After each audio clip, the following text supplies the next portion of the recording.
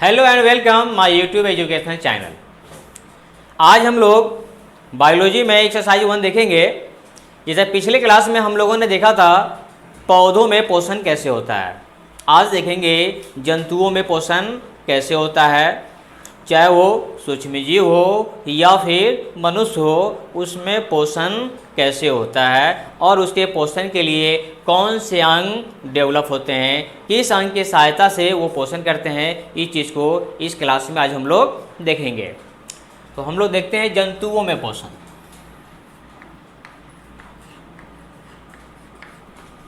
जंतुओं में पोषण, इसमें सबसे पहले देखते हैं कि अमीबा में पोषण कैसे होता है। अमीबा अमीबा क्या है? एक सूक्ष्म जीव है। क्या है? सूक्ष्म जीव। मतलब ये प्रोटोजोआ वर्ग में आता है। किस वर्ग में आता है? प्रोटोजोआ।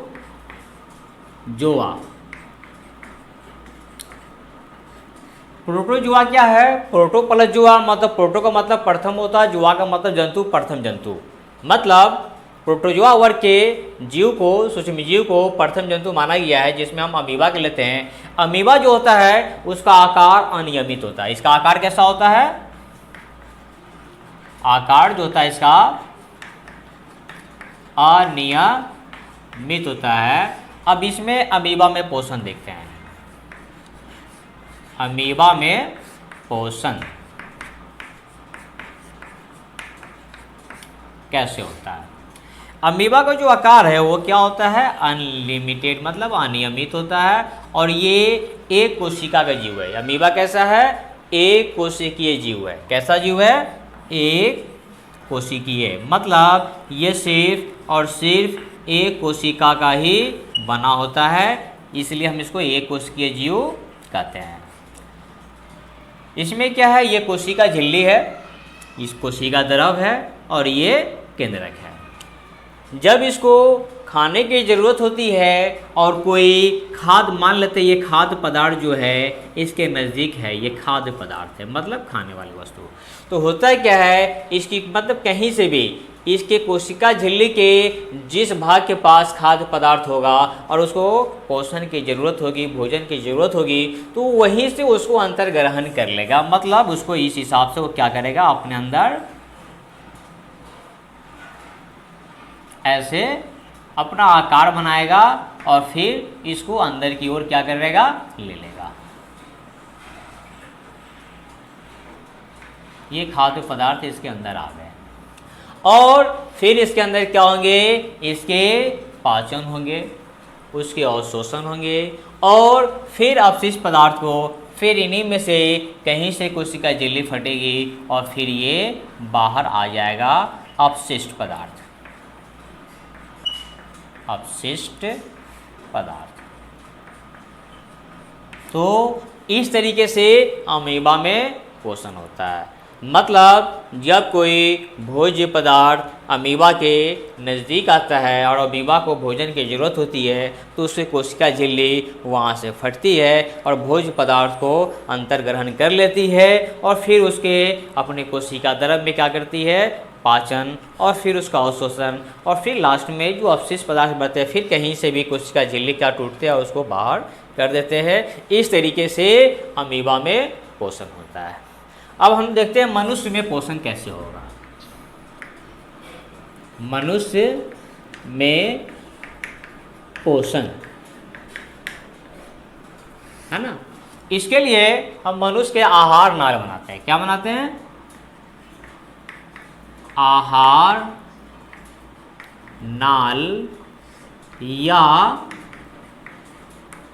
पाचन तंत्र, और फिर समझने की कोशिश करते हैं कि मनुष्य में पोषण कैसे होता है।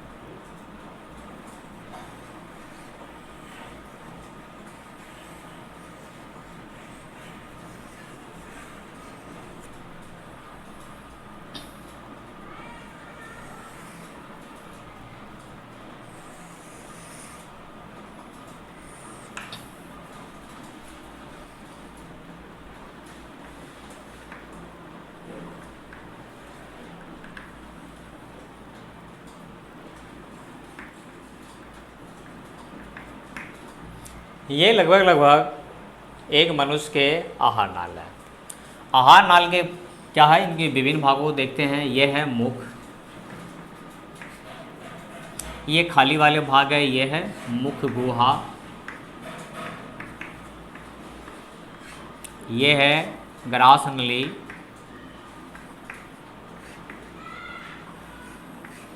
और यहाँ पे ये है निगल द्वार।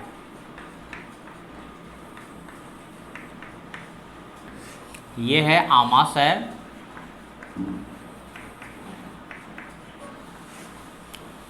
ये है यकृत, ये है अग्न्याशय ग्रंथि,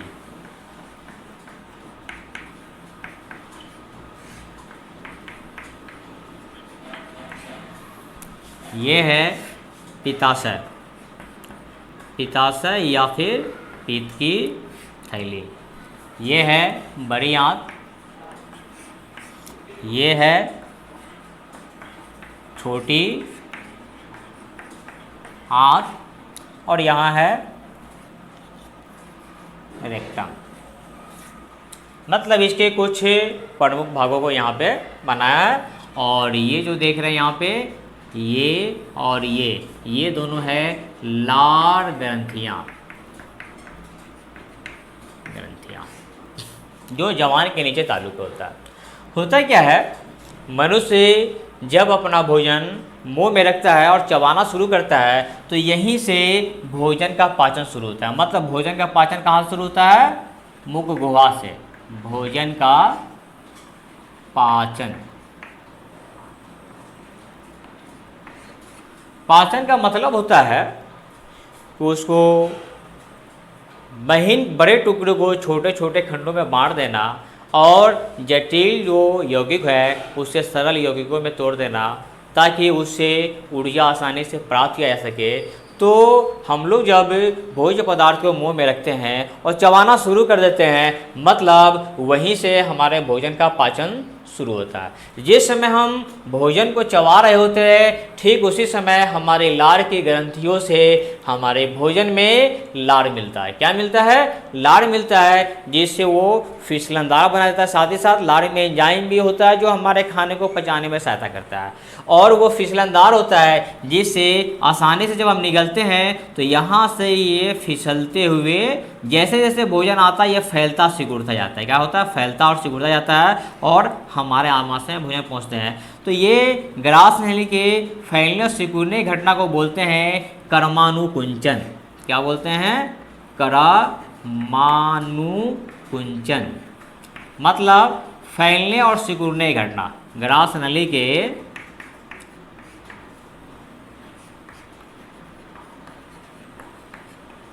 फैलने एवं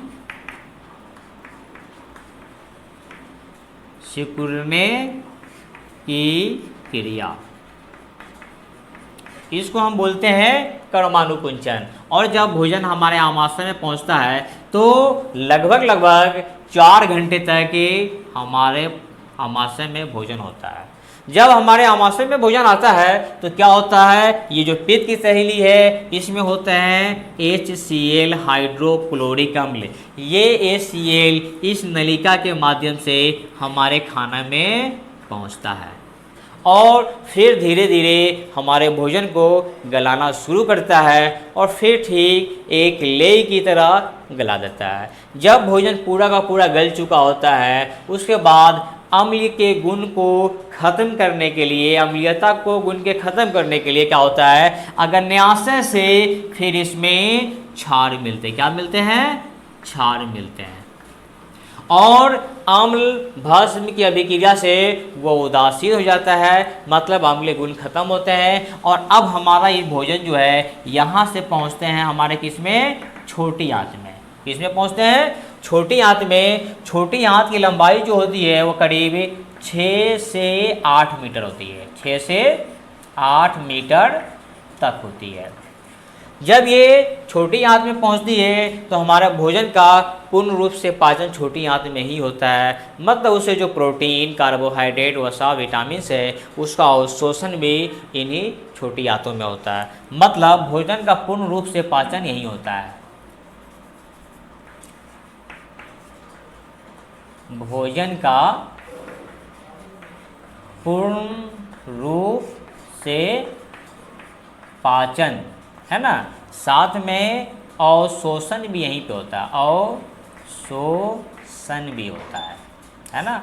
और फिर यहाँ से ये भोजन हमारे बड़ी आंत में पहुँचते हैं और फिर यहाँ पे ये अपचा भोजन जो है, यहाँ पे कौन सा भोजन, अपचा भोजन, जो भोजन हमारा पाचन तंत्र नहीं पचा पाया, तो अपचा भोजन जो है वो अस्थायी रूप से रेक्टम के पास जमा होता है, जहाँ से हम समय समय पे इसको उत्सर्जित कर देते हैं, निष्कासित कर देते हैं। तो हमारे बॉडी में ये जो यकृत है ये सबसे बड़ी ग्रंथि है। यकृत क्या है, हमारे शरीर की सबसे बड़ी ग्रंथि है यकृत। और ये जो अग्न्याशय है ये शरीर की दूसरी सबसे बड़ी ग्रंथि है, दूसरी सबसे बड़ी ग्रंथि है ये, दूसरी सबसे बड़ी ग्रंथि। और कुल आहार नाल की लंबाई औसतन 8 से 10 मीटर होता है। मतलब ये पूरे आहार नाल की जो लंबाई होता है वो करीब करीब 8 से 10 मीटर तक होता है। तो हमारे पूरे आहार नाल की लंबाई कितनी, 8 से 10 मीटर, लेकिन सिर्फ छोटी आंत की लंबाई ही कितनी होती है, 6 से 8 मीटर। बाकी बात जो 2 मीटर बच जाते हैं उसी में हमारे मुख से लेके ग्रास नली से आमाशय, बड़ी आंत, सारा सिस्टम उसमें होता है। तो हम लोगों ने यहाँ पे क्या देखा कि मनुष्य में पोषण कैसे होता है। हम पोषण के लिए भोज्य पदार्थ को मुंह में रखते हैं, फिर उसको चबाते हैं, जहाँ से इसमें लार ग्रंथि से लार मिलते हैं जिसमें एंजाइम होते हैं, और लार भोजन को क्या करता है, चिपचिपा बना देता है, जिससे आसानी से निकलते हैं और हमारे आमाशय में आते हैं। फिर जब भोजन आमाशय में आ जाता है तो फिर पित्त की थैली से हाइड्रोक्लोरिक अम्ल मिलते हैं और ये भोजन को गलाने का काम करता है। जब भोजन गल चुका होता है तो फिर क्या होता है, अग्न्याशय ग्रंथि से क्षार आते हैं जो अम्ल से भी क्रिया करके उसको उदासीन करता है। और फिर यहाँ से ये आगे बढ़ते हैं छोटी आंत में, जहाँ पे भोजन का पूर्ण रूप से पाचन भी होता है और अवशोषण भी होता है। और फिर अपचा भोजन जो है वो बड़ी आंत से होता हुआ रेक्टम में आकर जमा होता है, जिसको हम समय से बाहर त्याग देते हैं। तो यहाँ पे जब छोटी आंत में अवशोषण होता है तो यहाँ से बहुत सारी रक्त नलिकाएं गुजरती है। तो ये जो प्रोटीन, कार्बोहाइड्रेट जो भी छोटी आंत द्वारा अवशोषित किए जाते हैं, ये हमारे रक्त नलिकाओं में जो रक्त होते हैं वहाँ मिलते हैं, जहाँ से पूरे शरीर की कोशिकाओं में पहुँचते हैं और फिर जहाँ जहाँ जैसे जैसे ज़रूरत होती है वैसे वैसे उसका स्थानांतरण करते हुए जाते हैं। तो दोस्तों हम लोगों ने क्या देखा आज, जंतुओं में पोषण, है ना। जंतुओं में पोषण मतलब अमीबा में पोषण कैसे होता है और मनुष्य में पोषण कैसे होता है। तो दोस्तों अगर हमारा चैनल को अभी तक आप लोगों ने सब्सक्राइब नहीं किया है तो सब्सक्राइब करें, लाइक करें और ज़्यादा से ज़्यादा शेयर करें, ताकि इसका फ़ायदा और लोग भी उठा सके। फिर मिलते हैं नए टॉपिक के साथ अगले क्लास में।